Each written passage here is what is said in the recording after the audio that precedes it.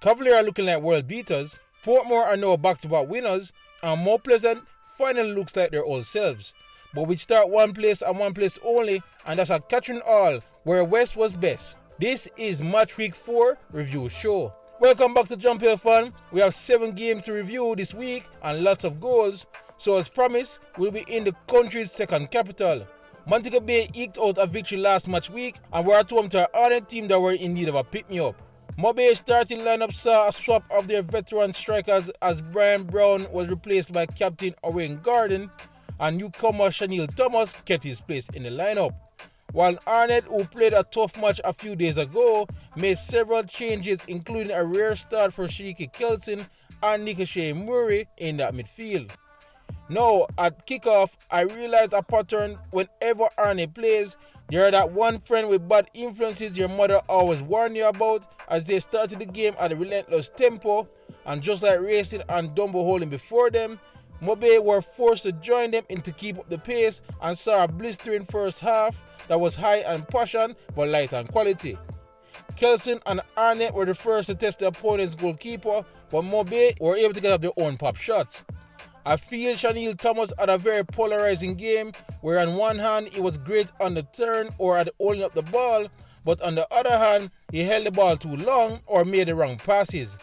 He wasn't the only one, mind you, as Arbine on the opposite side got himself in decent positions but was wasteful with his crossing.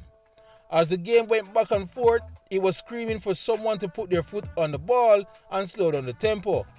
Demario Phillips tried his best to do so, but even he eventually fell victim into rushing plays and thus turned over the ball. Things even got more chaotic when Arnett's centre-back Dwyer went for the ball on the touchline but was impeded by Mobe's coach Sabata and proceeded to push the Argentine out of the way. Of course, this saw a mini skirmish erupting, as well as one of the home team's coach being ejected from the game. Dwyer also got a yellow card for his troubles, more on him later, as moments after, the game finally got a little bit of quality it needed when Owen Garden was played down the left wing in acres of space, and with only Hutchinson to beat, he did so with such ease and with a classy chip into the back of the net. It was a goal that Mobe fans have come to expect from their captain, and from there the game got a little stretch, but as Arnett tried to retaliate quickly, but that led to a debatable incident where Garden was again away for the counter but was brought down by Dwyer before going any further. Now referee Perry approached the appealing player with the yellow card already in his hand, but when he realized who it was, he returned it to his pocket. The Mobe players and fans were furious, and I personally understand how they felt, but the referee is allowed to have some discretion. Now the second half were nowhere as fast-paced as the first, as we saw new tactics from both teams. After Lima missed this glorious chance from Mobe, Arnett finally made some subs and their usual midfielders Shepard and Thomas entered the game. Sabata countered with changes of his own and switched to a narrow 5-4-1 and invited the junglers to try their best to break them down. Of course, Mobe were still countering, but again Lima fluffed his lines and the game effectively ended without Arnett really troubling the goalkeeper, and Mobe shoots the second in the table with another win. Okay, let's look at the stats for this one. Total shots, Montego Bay actually had 4 total shots in the entire game, compared to 9 from Arnett as they desperately tried to come back into that game in the second half. Shots on target, Mobe only had 1, Arnett also have 1. Corners was 2 in favour of Mobe, 7 in favour of Arnett. As for yellow cards, 3 for Mobe, 2 to Arnett, and statistically there were no red cards, but of course we know that one of the bench staff did get 1 red card. So a dogged and gritty win from Mobe, who seemed to value their 3 points over Flair, while Arnett must be praying that Parker Blacks will be back after the international break. So again, it finishes Mobe 1, Arnett gone 0. So we'll move on to the next game. Cavalier were the team that beat Arnett in the midweek and was hoping to avoid a similar fate when they take on Dumbo Olin at the Sabina Park. Cavalier lineup saw Calvin and Stein lead the line, as well as a rare look at Johnny Morgan, but Captain King was already away with the Reggae Boys. While Dumbo Olin's first lineup under new coach Thomas saw a start for newcomer Gerald Neal Jr., a rare start for Dashaniel Russell, but equally a rare benching of a Juma Johnson. No, Cavalier don't start their games as fast-paced as Arnett, but they are known to get at you pretty quickly. But surprisingly, Dumbo settled quicker and got into a passing groove. Their build-up in the opening moment was pretty good, so it was no surprise that from one of them, they worked the ball to the far right before a delightful cross was played in and was met with a powerful diving header by Russell in the box to give Dumbo a shock lead. They didn't stop there as they held the ball well and kept probing for another goal. However, Cavalier eventually came to the party and started to squeeze their opponents in their own half. It worked as Cavalier found the equalizer in the 31st minute via Shaquille Stein. Then Dumbo regrouped after and tried to unlock Cavalier again, but loss of concentration cost them dearly in the 44th minute when Ainsworth was able to bundle this over the line. Second half saw basically a copy of this for the third goal that allowed Calvin to wrap things up in the 52nd minute, and by the time Carly Arbery was brought down to win a penalty and ultimately missed it, Dumbo were already a beaten foe and were put out to their misery by Wilberforce in the 88th. So that was the game, and let's look at it in terms of raw numbers. So Cavalier actually had 20 total shots compared to Dumbo Holding's 15, so both teams were definitely going at it. Shots on target, Cavalier managed 9 in the end compared to 4 from Dumbo Holding. It was 9 corners from Cavalier compared to 3 from Dumbo Holding. The only yellow cards in the game went to the team from St. Catherine, and there was no red card. I am sure Cavalier will believe they were a little hungover from their midweek match as for a reason why they had a slow start, while Dumbo Holding didn't look too bad but will need a lot more in the coming matches to move up the table. But for now, again, it finishes Cavalier 4, Dumbo Holding 1. So WATS lost to Cavalier in their last match and will be hoping they don't make things easy for their next opponent, Tivoli Gardens. After a decent performance against Cavalier from the bench, Shamara Booth and Shamari Dallas were handed starters time. Amos, however, was dropped in defense for Wilkes, and talisman Andre Fletcher was finally back in the squad. Tivoli also lost their last match and saw Kemar Shaw and Trevon McCain given their first start of the season to try and turn their fortunes around. So when the game kicked off, it was clear we would be in for a slug. The game was physical, but both teams were cancelling out each other in midfield and saw most of the dangerous looks at goal coming from outside the box or flashing across the goal. You felt that if we were going to get a goal, it would be from a set piece, and eventually came in the 39th minute with Denaro Thomas corner found by Gray peeling off his defender to nod a free header into the goal. After that, Tivoli best hopes to get back into the game laid on the shoulders of young Fuller, but despite his best effort, they were not able to get the equalizer.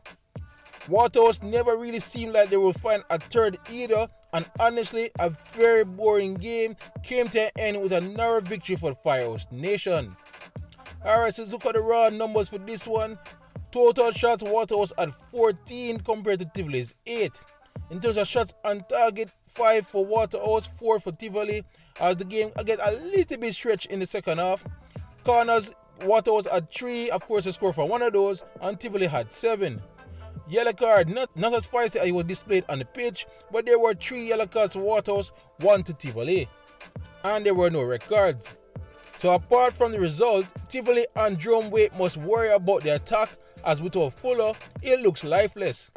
Justin Dunn has been invisible so far this season, and they will need him to find last season form and quickly. While WATS got the job done, but they look like they will need more sessions in training to finally get things clicking.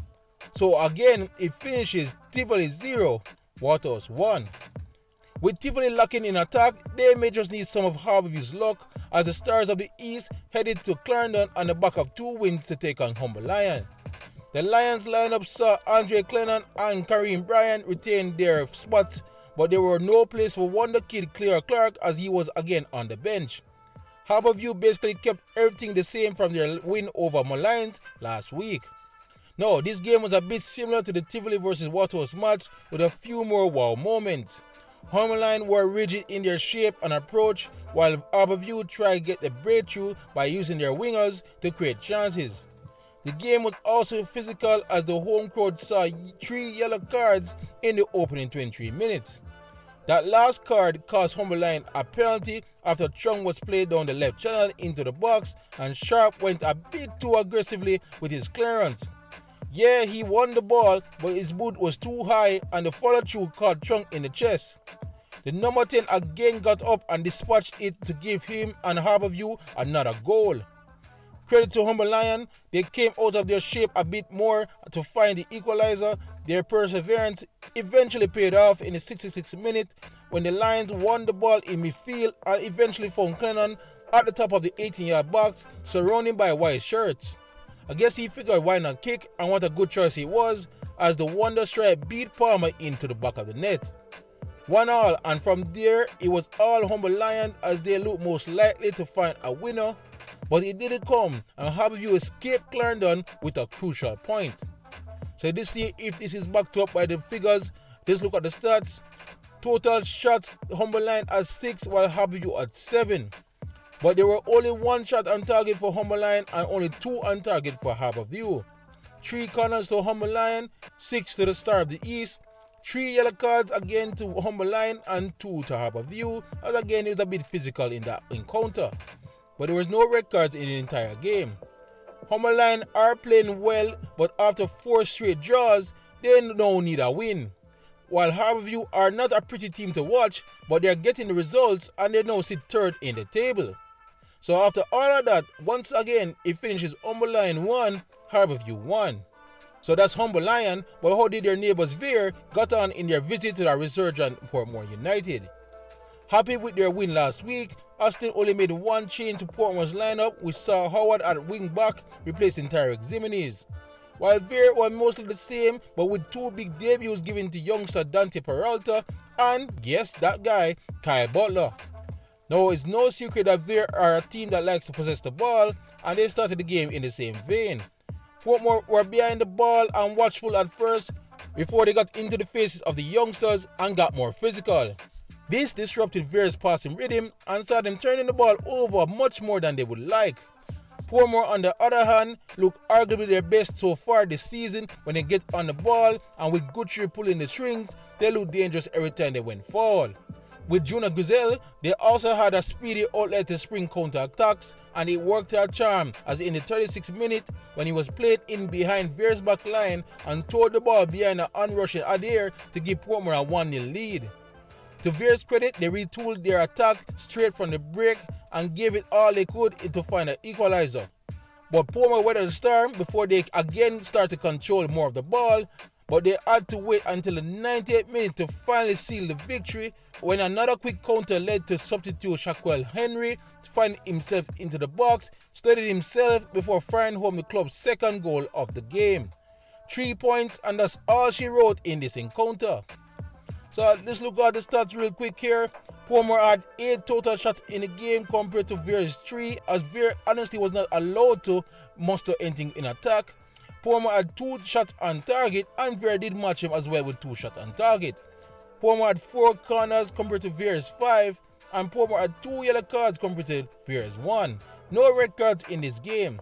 So Vere have very good players, but they may need a plan B when teams decide to get a bit too physical and throw them off their game. While Portmore are on a roll and they can thank Guthrie once again for another outstanding performance. So once more it finishes Portmore 2, Vere United 0. So we'll move on to another game. Mount Pleasant played the fewest game in the league so far, but their fans are already unhappy after their CCC exit midweek. But they will take on a racing team who seem to fear no one in this encounter. The lineup saw a first start for Brazilian Gene Ferreira on the top of Whitmore, and with Davis away at the Reggae Boys camp, Chambers got his shot in goal, while Racing were effectively unchanged from their last match against Arnett Gardens. Now, Racing are building a reputation of playing their way regardless of their opponents, and once again invited pressure as the game kicked off in this one. But they never faced a team with so much individual talent like Mount Pleasant yet, and the men in blue were totally dominant in the opening moments.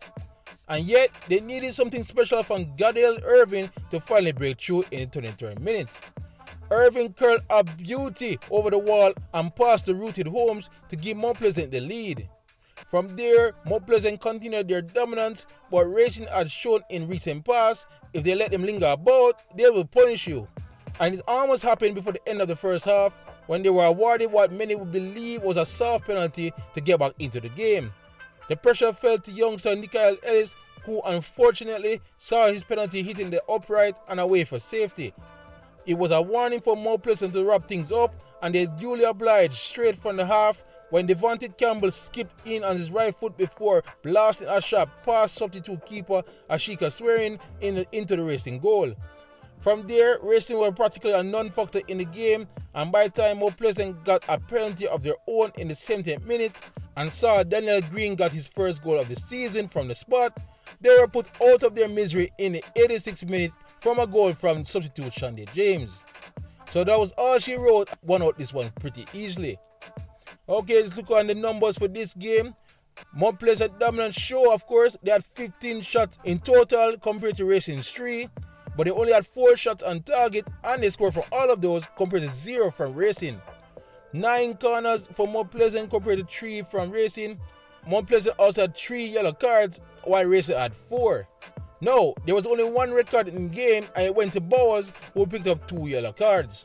So Racing was hit in the face with a dose of reality and never recovered. They now experience what the very top of the JPL is like and will learn from it.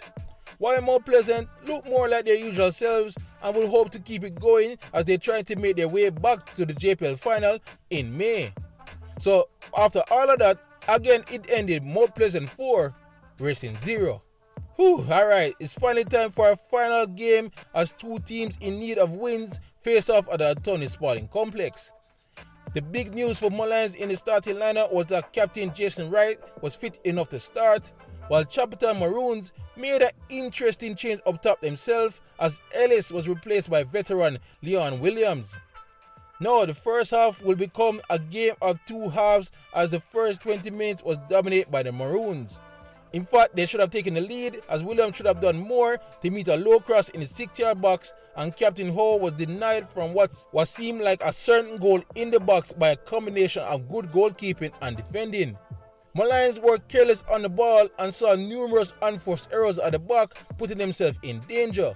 But they eventually woke up in the 23rd minute. First, Jason Wright tested Ferreira with a good shot before a decent build-up on the right side, saw the ball gently rolled into the path of a waiting Javon Brown, and with a beautiful classic curler, Brown gave Mullines the 1-0 lead. All of a sudden, Mullines was dominating possession and changed so much that the Maroons coach Bigger Thompson made 2 subs in attack before the halftime whistle.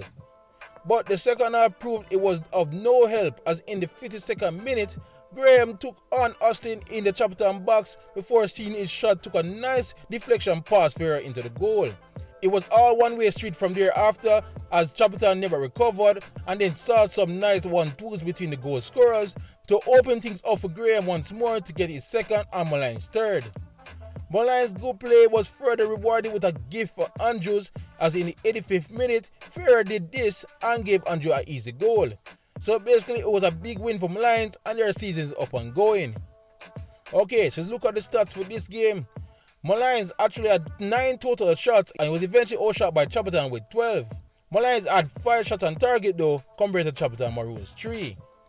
Mullines only had 1 corner and Chapeltown had 6 as they were pressing to get back in the game at half time, and there was 1 yellow card apiece. No red card in this encounter. So yeah, I'm not sure what happened to Chapeltown Maroons after their fast start, but maybe it was a bit of complacency. While Mullines are lucky their poor defensive display early in the game didn't cost them, as they did well to finish off things in the second half. We'll see where that leaves both teams going forward, but for now, it finishes Mullines 4, Chapeltown Maroons 0. Alright guys, so that is match week 4. Good job by majority of the home teams, but before we go, just look quickly at the table. So after 4 rounds of matches, Cavalier are unbeaten, and they have 3 wins and a draw to sit pretty at the top with 10 points. Montego is up to second with 3 wins out of their 4 games with 9 points. Harborview is doubting people so far as they are in third with 7 points from their 4 games. If we look quickly at the bottom 3 though, Chapeltown is there hovering about in 12th place with 3 points, but Squinty Eye really good, and you will notice that Tivoli Guns is there in 13th with only 1 point, and Dumbo only are in their trouble in 14 with 0 points from 3 games. But it was an exciting week of action, and now they break for the international break as we all turn our attention to the Reggae Boys, who play their first game on Thursday. But for now, that is it from us here at JPL Fun. If you like this review, please like, subscribe and share as we look to keep it going all the way up to the final in May. Otherwise, for great JPL content, you're already at the right place, JPL Fun. YouTube, pick up yourself.